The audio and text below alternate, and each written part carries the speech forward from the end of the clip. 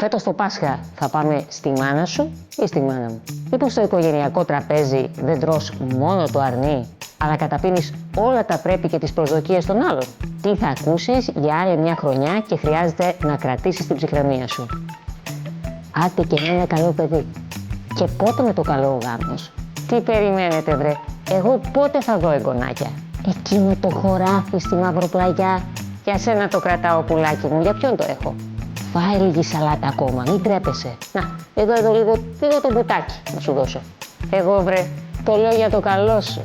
Το σίγουρο είναι πως δεν μπορείς να τους έχεις όλους ευχαριστημένους. Οι γιορτές είναι μια ευκαιρία για σύνδεση και επαφή με αυθεντικότητα. Και όχι μια συνθήκη που δοκιμάζονται οι αντοχές μας. Χρειάζεται να βρίσκομαι με ανθρώπους που με αποδέχονται ακριβώς όπως είμαι και όχι όπως θα έπρεπε ή θα ήθελα να είμαι. Οι αληθινές σχέσεις χτίζονται